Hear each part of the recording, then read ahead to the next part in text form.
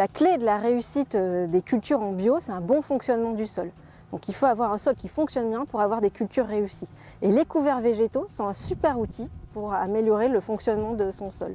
En effet, les couverts végétaux, ils ont tout un tas d'intérêts agronomiques, notamment celui d'aller capter des éléments en profondeur, comme l'azote, mais d'autres éléments aussi pour les rendre disponibles à la culture suivante, de pouvoir avoir un système qui soit plus autonome en azote si on met des légumineuses dans le couvert, d'être aussi une source de biodiversité parce qu'on va pouvoir intégrer de nouvelles espèces qu'on n'a pas dans son assolement, ou c'est aussi un abri pour les auxiliaires. Ils vont aussi permettre de concurrencer les adventices par leur développement. Des couverts, c'est aussi une protection pour le sol contre l'érosion et le ruissellement. Comme vient de vous l'expliquer Virginie, donc c'est très important d'avoir en fait un engrais vert qui soit bien développé pour avoir les effets de justement tous les effets positifs qu'il va pouvoir faire.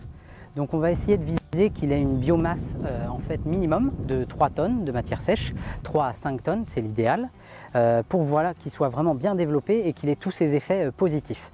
Mais du coup, comment avoir justement cette biomasse minimum? On peut dire qu'il y a un certain nombre de facteurs clés sur le développement et la préparation de l'engrais vert.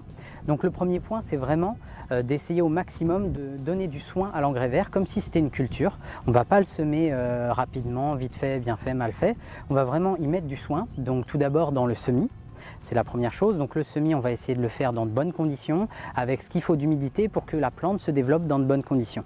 Deuxième point, la fertilisation. On peut envisager en fait de fertiliser un couvert, un engrais vert, et dans cette optique, il va se développer mieux et du coup, il va mieux remplir son rôle de couvert et de compétition des adventices, et il va aussi mieux capter les éléments nutritionnels étant donné qu'il sera mieux développé. Un autre point important, c'est le travail du sol. Il ne faut pas hésiter, si besoin, à travailler le sol de manière à avoir un engrais vert qui s'implante dans de bonnes conditions, sans trop de mauvaises herbes, d'adventices. Parce que si déjà de base, il y a beaucoup d'adventices et qu'on sème l'engrais vert dedans, forcément, il va avoir du mal à se développer rapidement. Autre point très important, c'est vraiment la dose de semis. Donc c'est important de ne pas lésiner là-dessus, d'avoir une bonne dose de semis, une bonne dose de semences, de manière encore une fois à avoir ce côté couverture du sol importante. Un autre point très important, c'est le côté multi-espèces de l'engrais vert.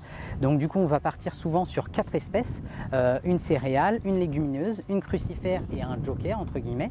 Et comme ça, on considère qu'il y aura en fait une complémentarité, aussi bien en termes de racines, en termes de parties aériennes, dans les différentes espèces. Et au moins l'une d'entre elles va se développer et on aura un engrais vert qui sera quand même conséquent. Le sol, c'est un milieu vivant. Il faut comprendre que dans une cuillère à café de sol, il y a autant d'êtres vivants que sur la planète.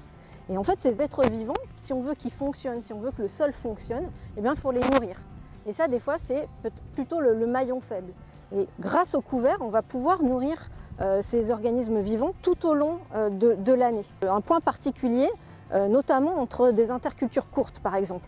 Quand on a 2 céréales à suivre, eh bien, il faut savoir qu'à partir du 15 juin, quand la céréale commence à rentrer en sénescence, les racines ne fonctionnent plus et jusqu'à la culture suivante, ça fait à peu près 3 mois pendant lequel on n'a aucune racine en place et donc finalement on a un sol qui est à jeun. Parce qu'il faut savoir qu'au niveau du système racinaire, on a tout un tas de libération de carbone, de sucre, d'énergie pour les organismes vivants. Et si on n'a pas de racines vivantes dans un sol, finalement, on a un sol qui ne va pas fonctionner, qui ne va pas nourrir finalement sa vie du sol. Donc il faut chercher à développer les intercultures, à développer, à intensifier les couverts sur l'ensemble de sa campagne, et notamment et aussi en interculture courte. Et il y a un deuxième point, c'est que en fait, cette période-là d'interculture courte, c'est aussi un moyen de capter du carbone.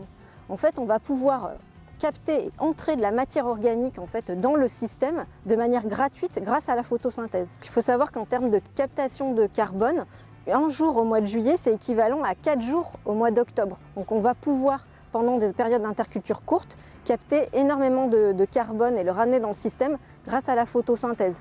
Donc il faut aller intensifier les couverts sur ces périodes-là. Il y a différentes modalités, le rouleau faca, le broyage, etc., le travail du sol ou autre.